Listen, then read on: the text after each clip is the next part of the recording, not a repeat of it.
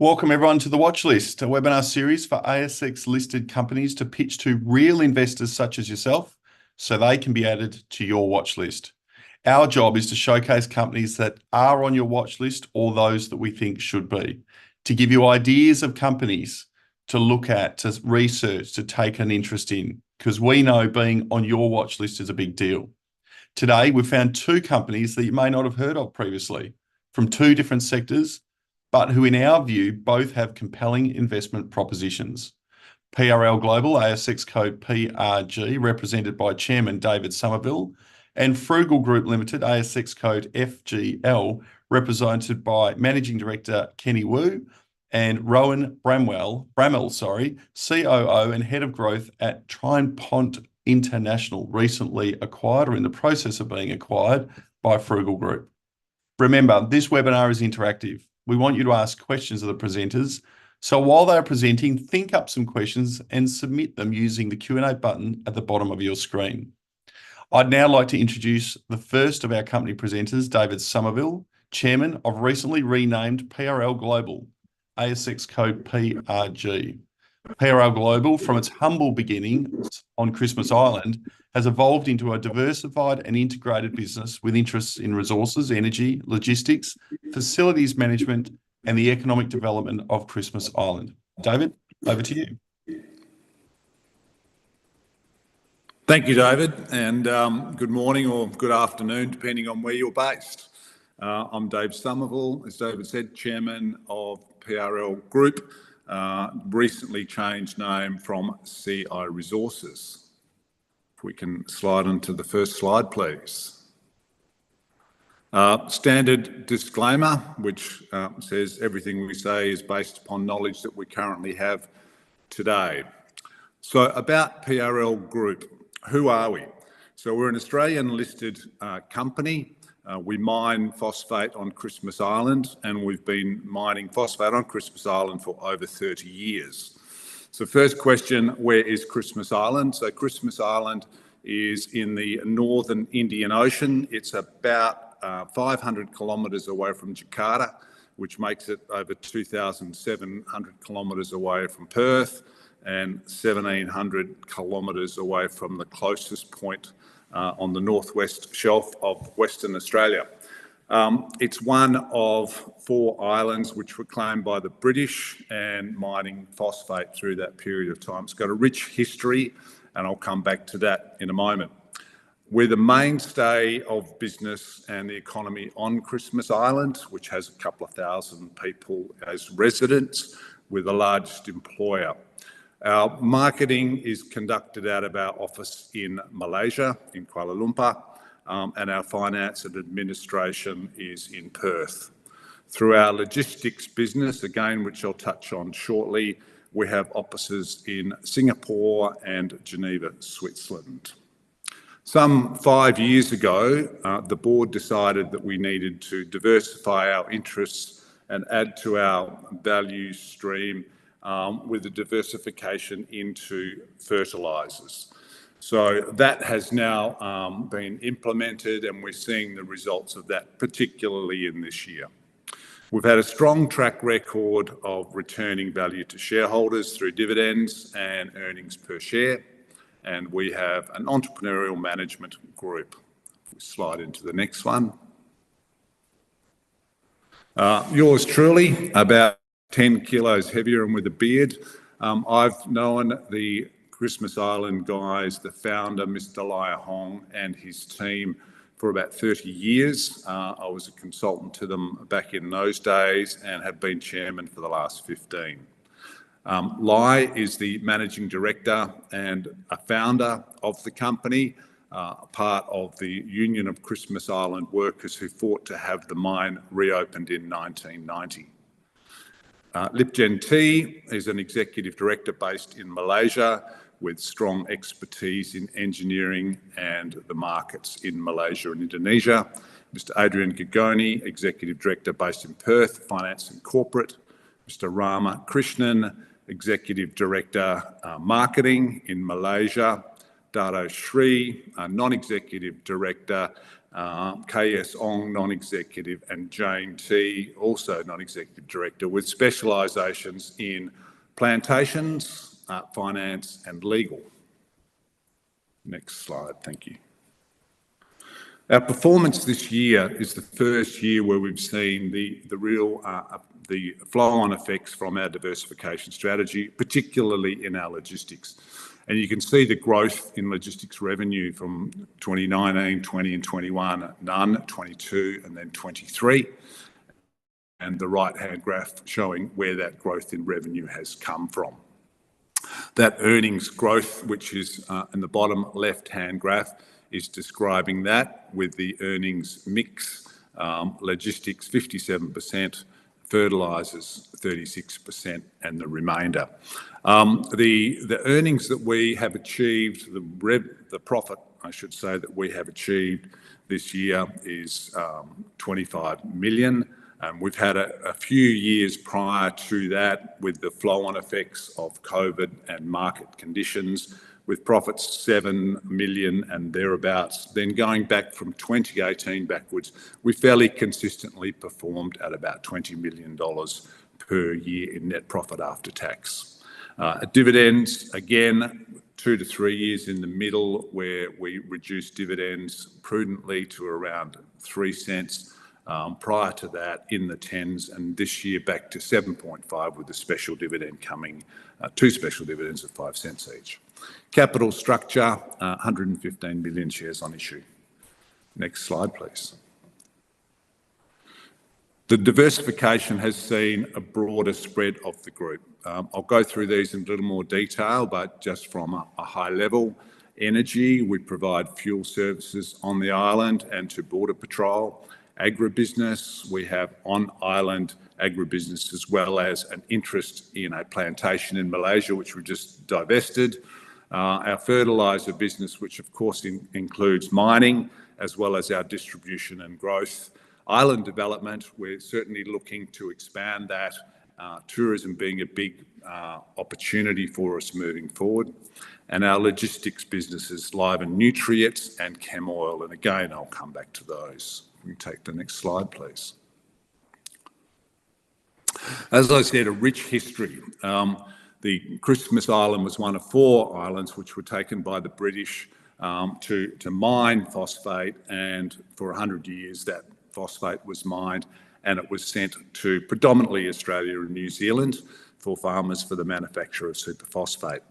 The labour that was brought to the island, because there was no Indigenous residents, were all Malaysian, Chinese who were taken to the island for stints of 2 or 3 or more years as labour. And that continued through to post the 1960s, when in 1958 Australia took control of Christmas Island. In 1987, the phosphate price dropped and the cost of freight from the island to Australia became prohibitive, so the mine was closed. The Union of Christmas Island Workers formed together with some investors, won the right to reopen the mining lease and started remining some of the existing areas as well as some of the tailings, and taking the second grade products and marketing them into Malaysia and Indonesia. Those second grade products have a higher water solubility, so whereas in Australia with superphosphate, as soon as it rains you want the phosphate to go straight into the soil. In a higher rainfall area, obviously it acts as a natural slow release fertiliser. And we continue to mine there today in exactly the same manner, as I said, 33 years down the track. Next slide, please. Our current mining activities, we're averaging over 500,000 tonnes of phosphate every year. We are the largest employer on the island, employing over 50% of the island in our workforce.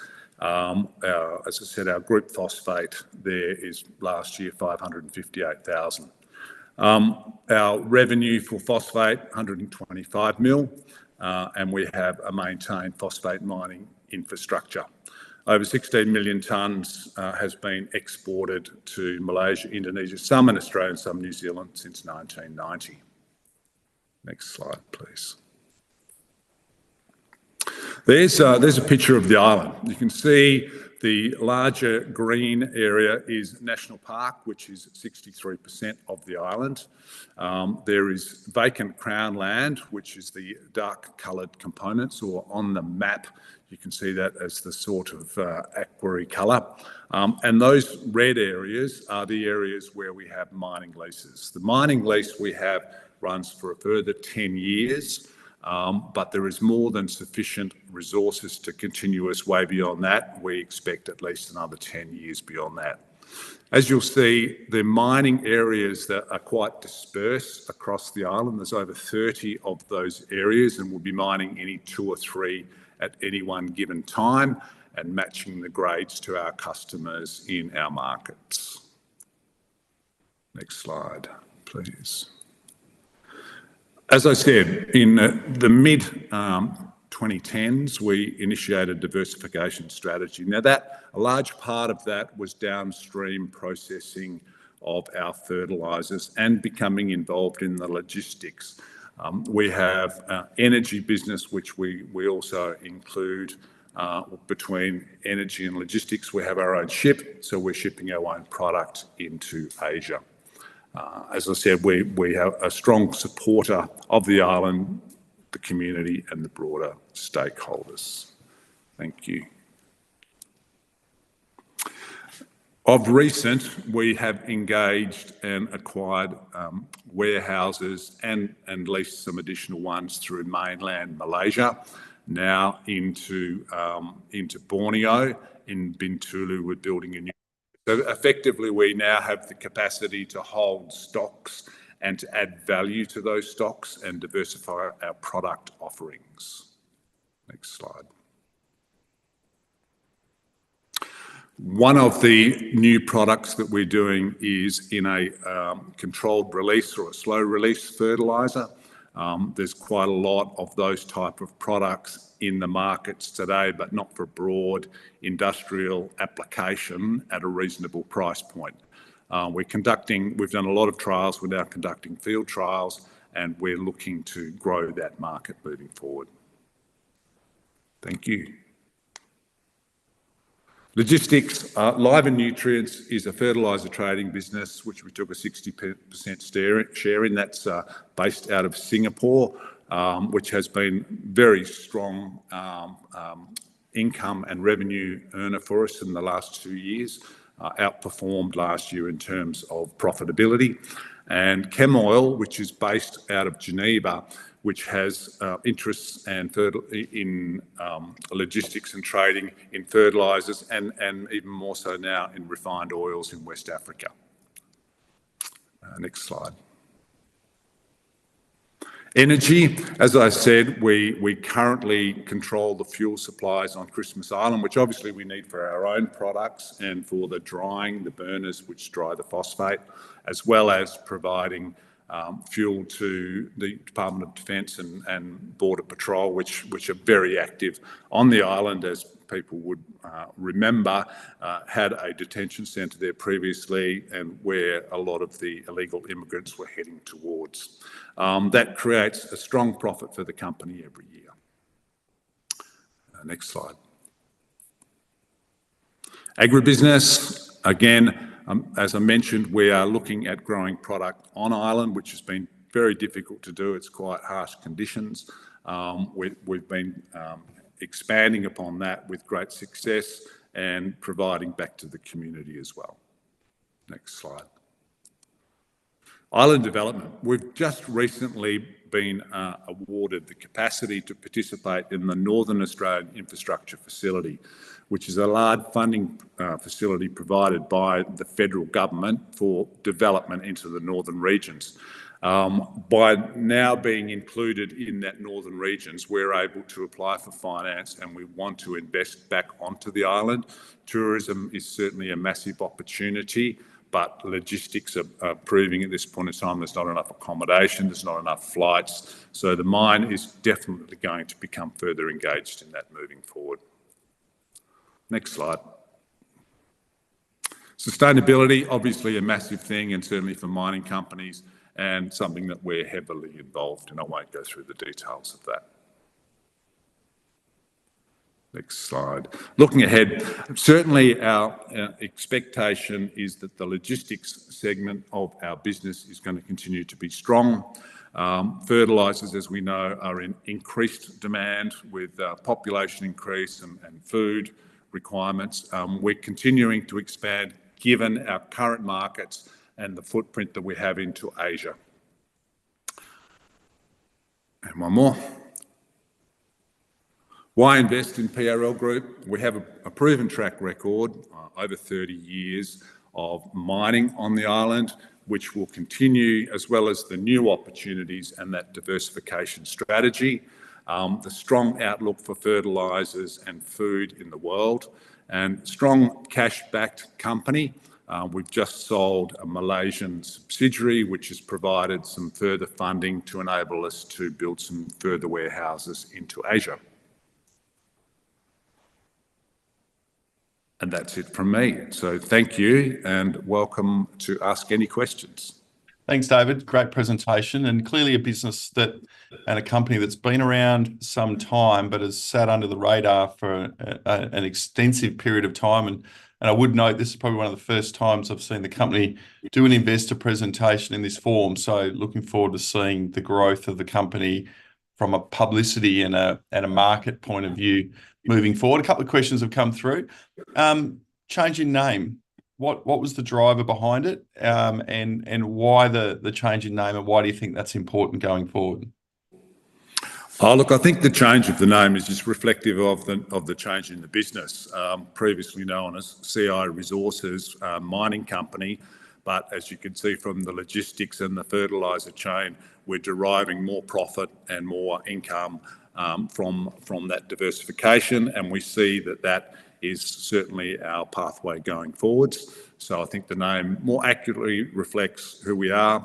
Phosphate Resources Limited was the original mining company, so PRL Global reflects that international bent that we now have. Now, you did touch on, you do have a strong track record of paying dividends. What are the prospects of the company continuing to pay dividends in the future? I can assure you that our largest shareholders who are represented on our board are continually whipping me for more dividends. So the pressure is certainly on for us to do so. As we have been going through the growth phase, we had restricted dividends and uncertainty post-COVID and global markets, but we're now returning to the more normal situation where we expect dividends to be running in that sort of 6 to 8%. And you did touch on the 2 special dividends along with the share buybacks associated with the recent divestment. Can you update us on the timeframe of the dividends and buybacks? Yeah, so just to backtrack, about 10 years ago we bought a stake in a palm oil plantation in Malaysia, which enabled us to further integrate our activities into that market and to expand the product offerings that we had. That's been fulfilled, so we've now taken the opportunity to sell that, which will return capital of over 50 million Aussie. We've allocated 1/3 of that to be allocated for dividends, special dividend, and also for the share buyback. The first dividend is payable at the end of this month, and we receive the consideration over the next 6 months. So the second dividend will be in July, and the share buyback will be implemented post the 30th of June. Last question, where to from here? The companies that are well funded with cash flow operations, making money, are always being talked about as M&A participants. Is it organic growth? You've been successful in acquiring and building growth in other areas. Is it just keep doing what you're doing and building from there, or do you keep an eye out for what's available to add value to the company for its shareholders? Oh, look, both of those, David. Certainly in terms of the growth path on fertilisers, that's something we're continuing to invest in, and we see significant opportunities that are there. The logistics business, that will continue to require more capital to grow, and that's been very successful for us. But we look at new opportunities at all times. We've looked at mines in Africa. We've looked at two that we've done a full due diligence on. We've looked at a couple of mine opportunities in Australia. So we're always looking for opportunities as we go forward, and we definitely have aspirations to continue to grow the company. Brilliant. Well, a great presentation, a good overview of the company, where it's come from and where it plans to go from here. So, David, thanks for your time. Thanks, David. Next, I would like to introduce Kenny Wu, Managing Director of Frugl Group, and Rowan Bramell, COO and Head of Growth at Trine Pont International. Both gentlemen are coming to us from Bangkok. Over to you guys. Look forward to hearing both about Frugl and the acquisition plans for Trine Pont. Hi, David. Thank you. Good morning, everyone. I'm here in Bangkok with Rowan from Trine Pont International. Frugl partnered up with Trine Pont International approximately nine and a half months ago. It's been an interesting journey. We're really looking forward to updating the market with what has transpired since then, and taking the chance to introduce Trine Pont as well. Me from Frugl, we make regular visits to Bangkok whilst we are building out this product and collaborating together down here and back in Perth as well. So it's very opportunistic timing that we're able to update the market at this time whilst I'm on this business visit here. So thank you again for having us this morning, David. If I could have the next slide, please. So just a quick recap to share a little bit about Frugl and the company and the team behind it. We're led by our chairman, Mr. Yip. Mr. Yip is a career banker. He was formerly the managing director of Nomura Investment Bank, the Japanese investment bank in Malaysia. He's also formerly the deputy group managing director of Hwang Affin, DBS Bank in Malaysia. And there I am on the right-hand side. We also have Ms. Kultirath, who is the current CEO and president of the Thai E-Commerce Association, and Alistair McCall, who is our chief data officer, responsible for putting together a very, very dynamic, comprehensive data scraping package. Now, Frugl has been listed and in the market for some time now, and we provide a user experience. We provide a consumer-facing app, and we also provide data intelligence solutions to retailers through InFocus Analytics. So this comprises of the principal activities of Frugl as a company. It has been an interesting journey, but I reckon that it will get a lot more interesting. The next 12 to 24 months, we'll see a lot of growth. If I could have the next slide. So this is what we've managed to do in 2023. A few key milestones. Frugl and InFocus Analytics has been predominantly an Australian effort. Yeah. We serve Australian retailers and we serve Australian consumers. But the reality is that our model, our product, our scraping engines, all of this is applicable globally. It requires some very minimal local adaptation, but it is almost applicable globally.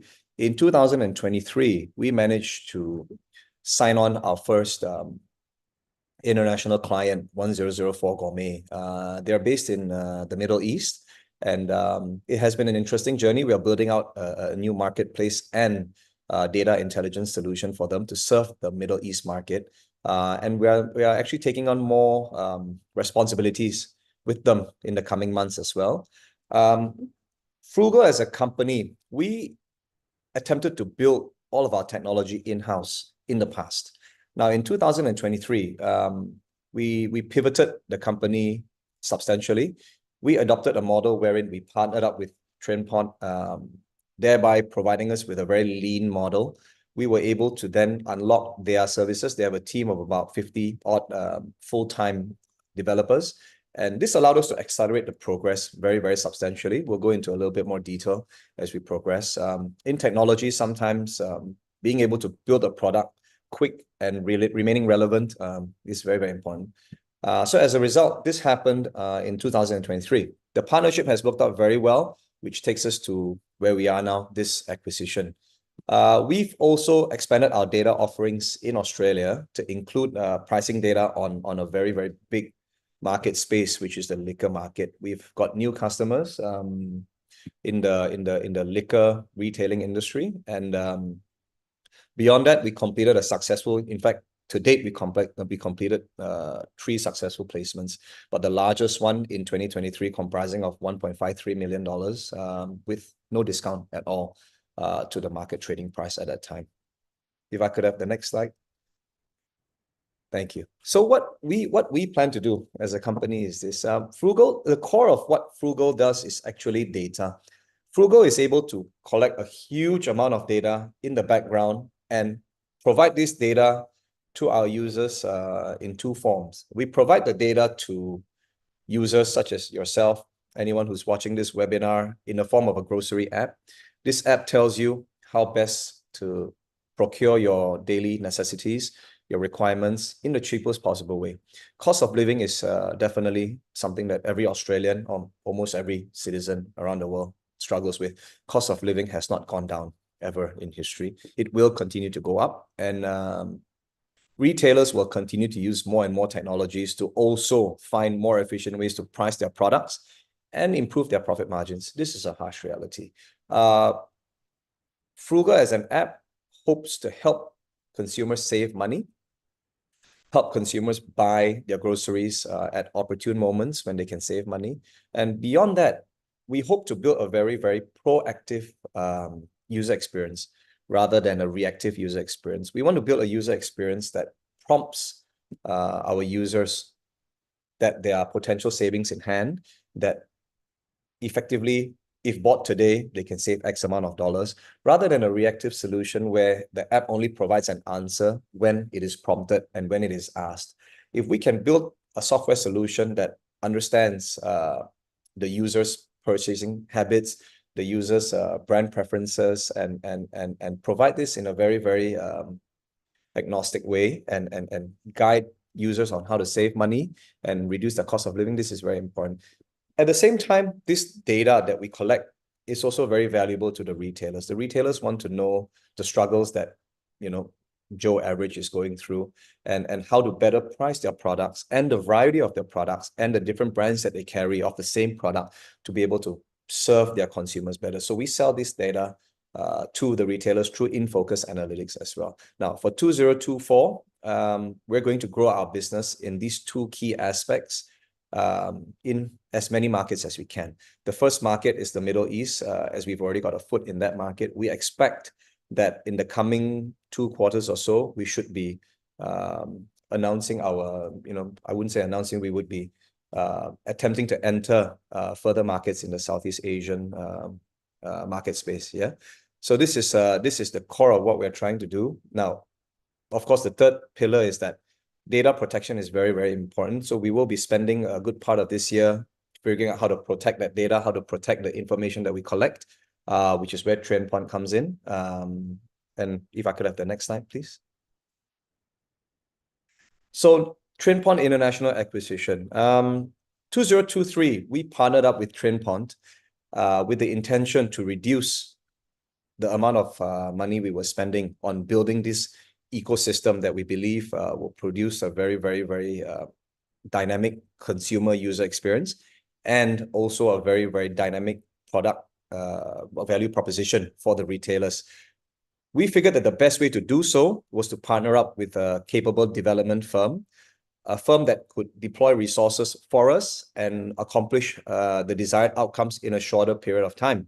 So we partnered up on a sort of a utilization basis. We utilized their resources, I think as early as March last year. Yeah, March, April last year. The partnership has worked very, very well. We've been able to take the product further Consequentially, as a result, you can see that we've now expanded our product offerings into the Middle East, and we'll soon expand our product offerings into Southeast Asia. We also now have expanded our data acquisition capabilities into the liquor market as well in Australia. And all of this was completed in the last 12 months or so, 9 to 12 months or so. So this partnership has proved to be very fruitful. Now, we need to be able to further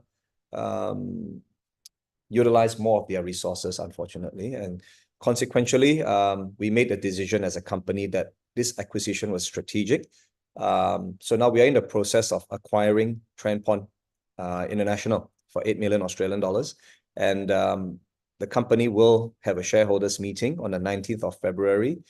We invite all existing shareholders to participate. But perhaps I could let Rohan from TrendPoint International share a little bit more about the company as well. Just give a very brief introduction. So it was founded by Vincent TrendPoint back in 2020 in Bangkok. In 2022, we entered a very fast growth phase. Me being an Australian, we started looking at the Australian market because we're already servicing the Western Europe market. We've also got quite a clientele list in Southeast Asia. So we serve a lot of big retailers. So we've got Tesco, Lotus, also the Carrefour in Europe. We've served Hertz. We're now working with the 1004 Gourmet with the Frugl team. So we've got extensive, not just retail experience, but a lot of data, machine learning, and artificial intelligence experience. So my other partners, Justin and Vincent, have been in this industry for more than 20 years each. They were building big data, machine learning, artificial intelligence sort of products years ago before AI became a big buzzword. So we're looking forward to kind of utilizing our expertise to help businesses in Australia and our other key target markets to, take advantage of the new wave of AI. Thank you very much, Rohan. If we could have the next slide, David, thank you very much. So what we aim to do, I've shared a little bit of that prior to this. Now, Frugl as a company has to evolve from its data offerings. With the technology that's available in the market at the moment, we believe that Frugl can offer an intelligent data solution to retailers and also to users. Frugl user experience in the coming months, in the coming year, we hope to develop a user experience wherein the app will engage with consumers on a daily basis, on a weekly basis, on a frequency that is allowed by the consumer, and make ongoing suggestions, live suggestions about where to get your groceries, where to buy your groceries, how to save money. And we're going to try to roll this product out phase by phase, depending on markets, starting with Southeast Asia, after the Middle East. And we are also going to offer these data services. But further to that, in order to offer these services, we've built a very, very vibrant and dynamic scraping engine in the background that collects a lot of data. Now, we're going to expand this data acquisition engine towards Southeast Asia, the Middle East, where it's already currently operational in trial phases. And we're going to offer this data as well to retailers in this area. This should happen in 2024 and into 2025 as well. Why TrendPoint? TrendPoint has helped us to compress our building and development periods. Developing software in the past, it was proving to be a lengthy exercise, and we needed to ensure, and we want to ensure, that the technologies that we built remain relevant and remain consistent and remain in a good place to provide a good user experience when they come to market. So this partnership has allowed us to compress the timeline, which was very important in the tech space, basically. And it's also allowed us, of course, to expand into new markets where TrendPoint was already operational. So one market we're currently exploring is Western Europe, where they already have ongoing software work with potential retailers. And we're discussing the possibility of expanding Frugal's service offering in that space as well. Yeah, if I could have the next slide, please, David. Thank you. So this is a quick high-level summary of what we've done in 2023. A lot of you will be familiar with some of it because we've done a webinar late last year on updating the market on a lot of these details. But beyond that, we've also had some strategic investment. We've had an investment from a very prominent investor, John Poynton. We received an investment in November 2023, if I'm not mistaken. And it's been an interesting journey ever since then. We welcome Mr. Poynton to our shareholder registry. And this 2024 year will be a very, very interesting year of growth. 19th of February will be our shareholder meeting to approve the acquisition of TrainPoint. And from then on, we believe that we can unlock their services more effectively. We believe that we'll be able to further ramp up the speed at which we deploy our AI and machine learning model into our current Frugl product. The truth is, the product has to evolve. Data in its own has been around. The provision of data, the acquisition of data, and the monetization of data has been around for a very, very long time. What we want to do is effectively ensure that this data remains relevant by providing intelligent analysis of this data and providing concise opinions to retailers and users. If I could have the next slide, which takes us to the end of this webinar, we open it for any questions. But in closing, I think 2024 will be fairly interesting for us as a company. This acquisition and this partnership with TrainPoint will see us develop our products at a very, very rapid pace, which is what we've been hoping to do for a very, very long time. So we are definitely very excited. We are excited to be able to create value for shareholders and for our users and customers alike. And the ability to expand into various markets globally, I believe that should be the springboard that takes us where we are. And maybe we have something in closing. Yeah, I think it's this acquisition or potential acquisition, and it opens up a lot of opportunities for Frugl and also the TrainPoint team, because between the two different groups, there's a lot of capacity and capabilities and a lot of market access. So we're in a very strategic location. So we have active projects already around Southeast Asia, Western Europe, and Australia. So Australia was a target market for us back in 2022. That's how this whole Frugl relationship came about.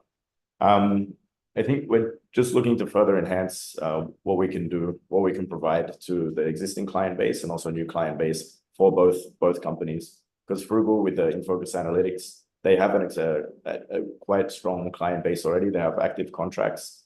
And we're looking forward to see what we can do to improve the service offering for both parties. Okay. Thank you. Thanks, Rohan. Thanks, over to you, gentlemen. David. Thank you. Yep. Thanks, gentlemen. Great presentation. And clearly the business continues to evolve and develop as we've seen since the last time we had you on. You touched on it briefly in your presentation. In terms of the capabilities of Frugl, you've talked through retail and grocery industry and how that's fitted in very nicely and picked up a number of client relationships there. Are they applicable to other industries? Where do you see growth outside of retail and grocery sectors for Frugl and its product offerings? Thank you, David. That's a very interesting question. Now, data, the acquisition of data and the ability to acquire data is a universal ability. We can acquire data for retailers. We can acquire data for mining businesses. We can acquire data for commercial services. We can acquire data for car dealerships. We can acquire all forms of data. And we can also deploy our AI and machine learning engines to process this data and provide opinions as well. Now, in the past, I mean, the acquisition of data has been something that has been prevalent for a long time. This perhaps came into mainstream, as early as the early 2000s when you had Friendster and you had MySpace, which eventually evolved into Facebook. You have Twitter, you have Instagram. A lot of this was actually built on data businesses. And the concept of collecting data and monetizing data has been around for a while. But it's getting rather interesting in the last year, 2 years, and into this year, because now data has become intelligent. In the past, you require humans to compute the data and provide opinions. You'd have David, hey, David, can you analyze this data? Tell me what you think, or process this data. Now, with new AI and machine learning engines, this data can now provide intelligent solutions. You don't necessarily need to deploy large rooms of humans to process this data. AI can consistently, ongoing, in a live manner, process data nonstop and provide very intelligent opinions, suggestions, And as a result, consequentially, our technology is applicable effectively, universally, for all industries, which is something we look to do as we progress. We look to deploy our core technologies into other industries as well. The model will, the data acquisition engine will have to be refined, customized, and tuned to acquire this data. Requires minimal effort. We believe this acquisition will help with that process because we have this development ability in-house now. Just for some further background, so our leadership team, they've been in the industry a long time, like I mentioned before, but they've worked very, very specific data, machine learning, and AI projects for massive companies in Europe before, and also in APAC region. So we have the capacity in-house, combined with the existing InFocus Analytics team, who have done a great job. There's a lot of automation they've already put in place already, and we've been working together to optimize all the processes over the last 9 months, like Kenny pointed out. In terms of the acquisition, yes, what does the timeline look like from a shareholder point of view? What are the key dates they've got to be shareholders, I should say, should be focusing on? At this moment, the 19th of February will be the shareholders meeting. The notice of meeting has gone out. And the 19th of February, we'll be holding this meeting in our office. We hope to have as many shareholders as possible participate in this process. And beyond that, once we receive the necessary approvals, the acquisition will be complete. Looking forward. Thank you. You've evolved the business considerably in recent years. You're adding capability. You're bringing strong capability in-house, both from an executive and clearly a technical point of view. Looking forward, and this is not a projection, so please don't anyone feel this is a projection. This is just a crystal ball gazing exercise. What do you think the business hopes to look like in 1 to 2 years from now?